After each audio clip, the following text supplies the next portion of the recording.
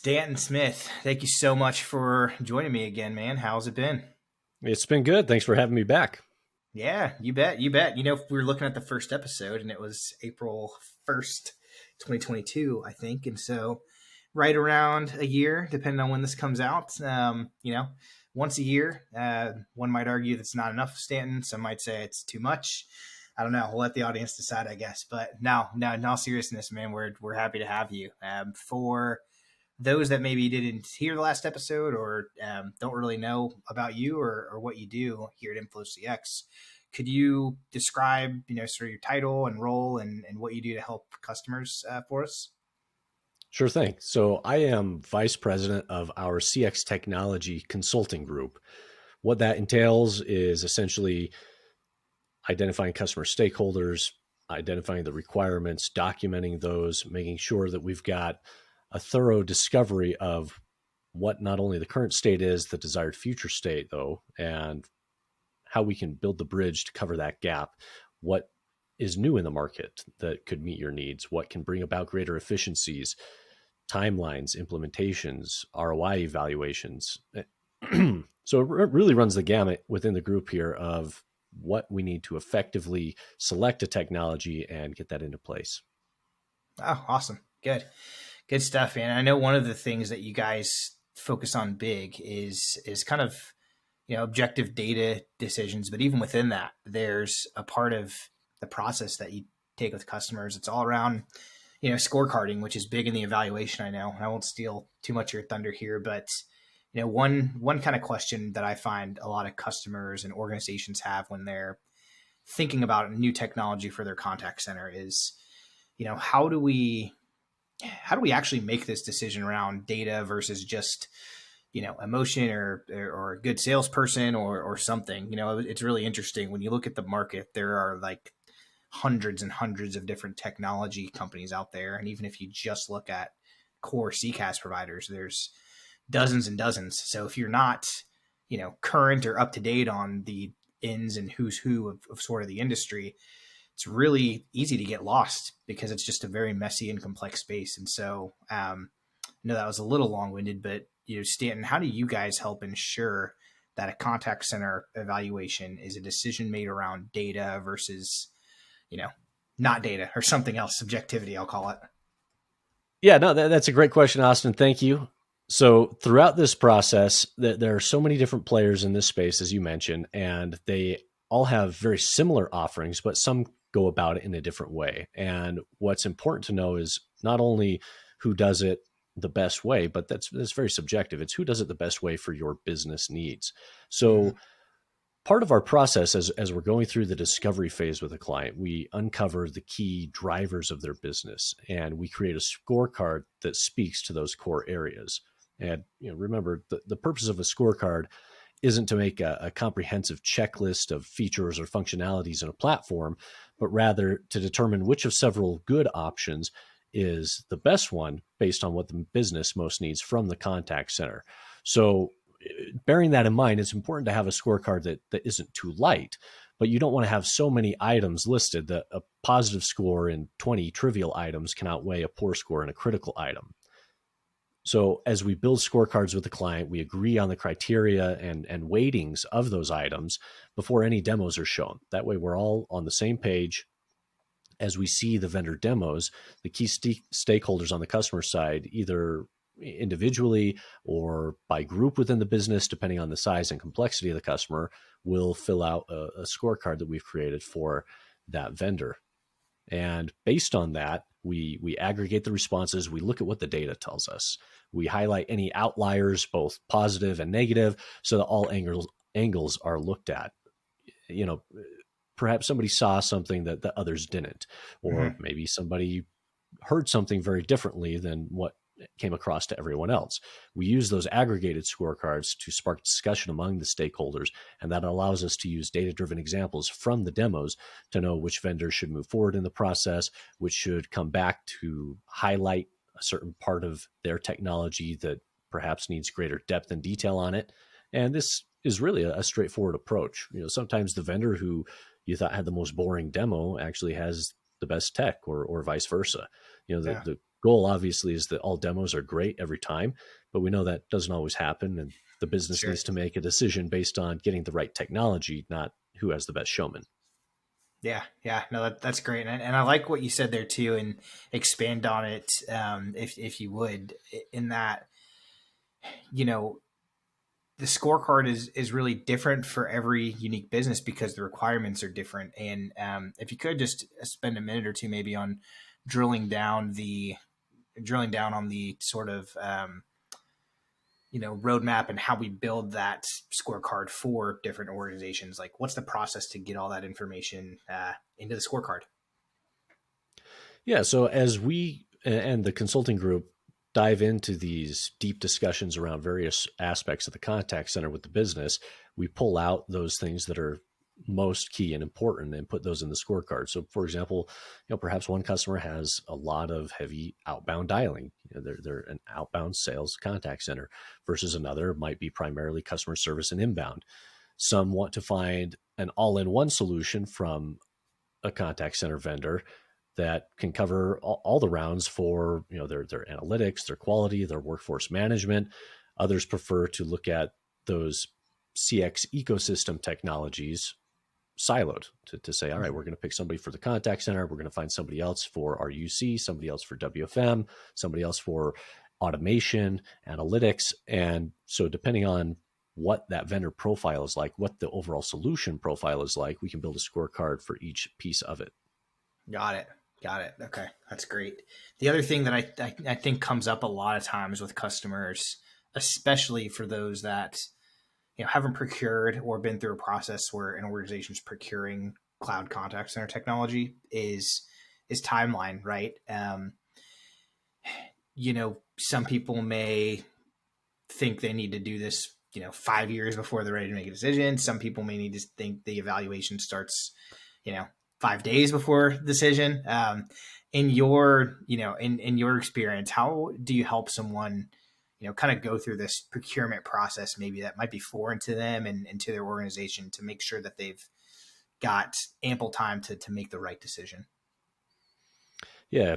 So we look primarily at what are the main business drivers. Perhaps they are on a platform right now and they're X months out from the renewal date of that contract. And so they know they have a time-bound decision that they need to make. Mm-hmm. Others are on a technology that is in place. It's just kind of sitting there riding, doing its thing, but they know that they do need to make a transition to the cloud and take advantage of the technology that's available to them. So we like to start with, when is the desired go live date on the new platform? And we'll work backwards from there. Now, with each customer, that timeline is dependent on what their needs are. Last year I was involved in an engagement and they had 12 weeks from when we first spoke with them to needing to be live on a new platform.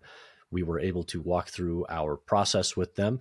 They selected a vendor, executed the contract, worked with the implementation team, both on the vendor side and Inflow's implementation team, and got a solution up and running within 12 weeks. Other times, it's a multi-year process. Again, it depends on the complexity of the environment, not necessarily how many agents or contact center seats somebody has. Wow. Okay. Yeah, that's good to know, because I think a lot of times too, when we talk with enterprise customers, especially if they're trying to make a transition like this, although they may have a lot of agents, their environment isn't very complicated, right? And so there's kind of this preconceived notion that we're so large, this project's going to take years to even make a decision. And it's good to know that that doesn't necessarily always have to be the case, as long as you've got the data, and again, you're working back from that end date. One of the things that we're seeing, not necessarily a lot, but seeing now in the market, especially with the quote unquote times we're in right now from an economic standpoint, is I'm seeing finance teams getting a lot more involved in opportunities, and rightfully so. They want to make sure that any purchase, especially when it comes to software, isn't just going to become shelfware, right? Something that we have a big expenditure around, and something that ends up just not being utilized or not utilized to the full ability of the system. So can you talk a little bit about how we help organizations, arm them with the data to take back to their finance team to prove out that, hey, look, here's really the full, total cost of ownership or, return on our investment that we're going to get from a solution like this? Yeah, as you mentioned, money is expensive now with rising interest rates, with increased inflation. It's very important that money is allocated into the right projects that are going to help give the business what it needs. At the end of the day, we do a lot of ROI analyses for customers to help prove out that business and financial case. Now, the financial case is only as good as the data that we have. It's important that we have accurate data around the call center. That doesn't necessarily mean that we need vast amounts of data. It depends on the customer's use case. Like I mentioned, some contact centers that are very heavily outbound, we can focus on one metric, such as increasing their outbound contact rate through the use of a better dialer technology. For other customers, it's about their average handle time and how many agents they need to field the calls that are coming in. Mm-hmm. Other customers look at a whole array of areas and find very small tweaks to make within each of those in order to come up with the business case. I like to be as conservative as possible in our estimates. And I may have mentioned this to you the last time we spoke, but there was an opportunity that we were working very heavy outbound in their contact center. All of the key executives thought that by implementing this new dialer technology, they'd be able to increase their customer contact rate by 5%.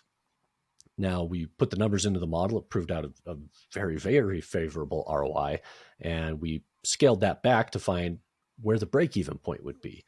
And by realizing simply 0.25% of an increase in their contact rate based on their close rate on contact, based on their average sales value, that 0.25% proved out the business case, and they got approval on that.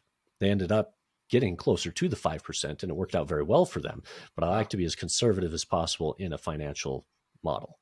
Yeah, so all that to say that, oh, sorry, go ahead.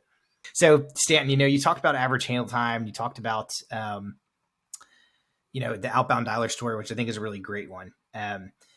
And oftentimes, I see organizations looking at a new technology purchase like this and saying, all right, here's what I'm spending today. Here's what I'm going to be spending on the new platform. And it's going to cost a lot more, right? And so naturally, that's where finance teams come in and say, well, let's pump the brakes, see what happens with the market, and maybe we'll look at this again next year. But when we can flip that a little bit and really talk about some of the major efficiencies that could be gained for a solution and really look more of like, hey, look, here's what you're actually going to get from this. Sure, it's going to cost more, but here's how much more efficient you're going to be. It can be impactful. If I'm a contact center leader out there and I'm trying to think, strategically about maybe what are some things that I could look for to help show that, hey, while this might be more than we're spending now, we're going to have a better, overall situation for it. Are there any key stats or metrics that you find are common among all contact centers? Is it different on a case-by-case basis? Could you help us understand that a little bit? Yeah, definitely. So while there are elements that are unique to each contact center, there are many on this side of things that overlap in a lot of ways. And it's a good call out that if we're only looking at cost today versus cost tomorrow, then there are benefits that we're leaving on the table that we're not pulling into the picture. Of course, it's critical to understand which costs will go away and which new costs will be incurred. But to your point, there are a lot of other components that come into uncovering that ROI. So we'll look at things like call deflection or adding lower cost channels like chat, email, SMS that are less cost per interaction than a traditional voice call. We look at things like front-end automation where customers can self-service for things like password resets or asking for order status, things like that. Back-end automation like agent assist, so that while an agent is on the phone with a customer, the platform in real time can give them feedback and coach them as to what kinds of things they should say in order to help the customer be satisfied. in that same vein, we can look at increased customer satisfaction scores. Those come into play in increased customer retention. So the total lifetime value of a customer increases by increasing their satisfaction scores. Like I talked about, close rate on contact through having those coachings.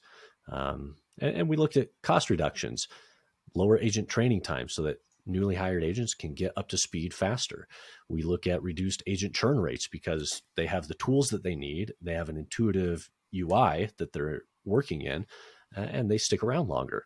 And there are times where a company might want to consider using a BPO for a particular area of their business or for seasonal peaks. And they can extend their cloud contact center licenses to the BPO so that they can still retain all the same tools, functionality, and reporting that they would by using their own agents. Wow. Oh, that's good. Yeah, I think it's really important to talk about, because so often, especially if someone's looking at something like this for the first time, you do just see that number, whatever it is, and you go, well, that's more, sometimes significantly more than we're paying right now. There's just no way this is going to happen or be realistic. And so I really like the idea of stepping back and looking at the entire picture before making that decision.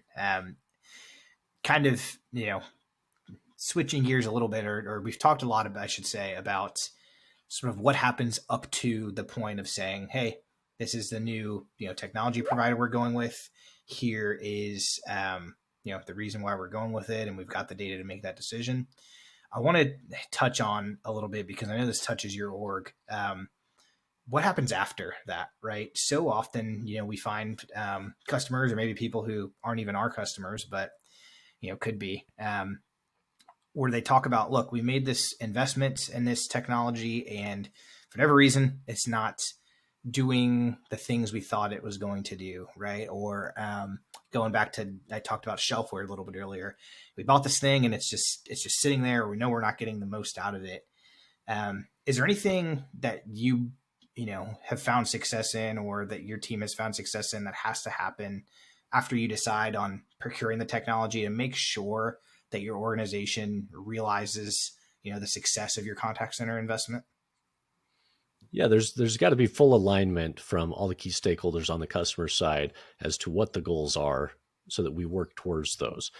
That timeline that we talked about, we can identify when somebody wants to go live, but we also include in that timeline what it looks like beyond that. What are the next 30, 60, 90, 6 months, 1 year, 2 years? What does the timeline look beyond that? And what things need to happen from which stakeholders within the company to ensure the project is successful? From the Inflow side, we assign resources who are there throughout the implementation and even post go live to ensure that it is functioning the way that it's supposed to be an advocate with the selected technology provider. We also, as you know, provide managed service offerings for customers that we can fully manage and admin their platform for them if they'd like. I know you've had John Glantz on the podcast before, and a lot of what he does is around that transformational strategy. The way that he's used an analogy before is that, my group, we're like the real estate agent who helps you find the right house on the right piece of property that fits your needs. The implementation team is like the moving truck, and John is your interior designer to make sure that everything is set up and flows properly the way that you need it to be. And by being able to leverage all of those different parts of our organization, it leads to a very successful outcome on the customer side. Yeah. And I love that analogy usually, but I'm in the process of buying a house right now. And so it's given me some angst, but no, it is really a great one. And I think it's a really great way to think about it, right? Because depending on the kind of house you live in, a contact center investment can very easily be, it's one of the biggest purchases your business can ever make, is, I guess, the connection I'm trying to make here. Right. And so making the right one is so critical and so important. Just like you don't want to be, making the wrong decision on a house. You want to have a great realtor. You need to have a great interior designer. You need to have great mortgage brokers. You need to have all these great things that go into it. Same thing with a contact center. It really is a, decision that has to be made by committee, and with, the full support and breadth of your organization. And again, make the decision that's right for you. not the decision that, and by you, I mean your organization, not the decision that, one person with some sort of agenda is telling you is the right one for your business.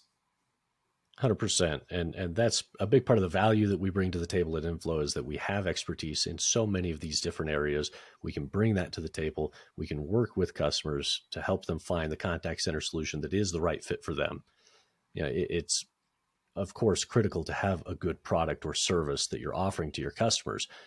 But if they don't have a way to have positive, meaningful interactions with you, it defeats the purpose of you being in business. Everyone contacts you through the contact center. And it's so important to have the right tools and portals in place there, so that when they're looking for support, when they're looking to make purchases, that it's the type of experience that leaves them wanting more, wanting to come back to you versus wanting to look elsewhere.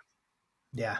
That's absolutely correct. Right. The other thing I think you said that was so spot on, and I'd be remiss if I didn't at least touch on it, is that, we've got these different areas of expertise, and deep expertise in a number of different areas around this contact center. Right. And you leverage an organization like us, right? Because you can't be the expert in all of this stuff, plus do your full-time job, whatever that is, whether that's running a contact center, whether that's being in charge of, the IT strategy at an organization, whether that's, anything else. You can't know all of this stuff very deeply, but it's very likely that it's critical to the long-term success and making the right decisions. So, find someone that's an expert in whatever it is you're trying to accomplish, and, be honest with them, communicate with them, be transparent with them, but most importantly, empower them to help you make the right decision. Because again, it's a big one. Like you just said, anytime your customers are interacting with you or getting impression on your brand, that's through the contact center. And if that experience is not subpar or could be improved, it's going to leave you wanting more. That's not what you want. You want the customer to be doing that. Right. Excellent. And we come in, that's where we do the heavy lifting. We get into the trenches, do the grunt work, provide the customer with the data, the output, so that they can make an informed decision. Yeah, absolutely. Awesome. Well, Stan, really excellent chat again this time, man. I really appreciate it. And next time, maybe we won't wait a whole nother year to bring you back. This is a great session.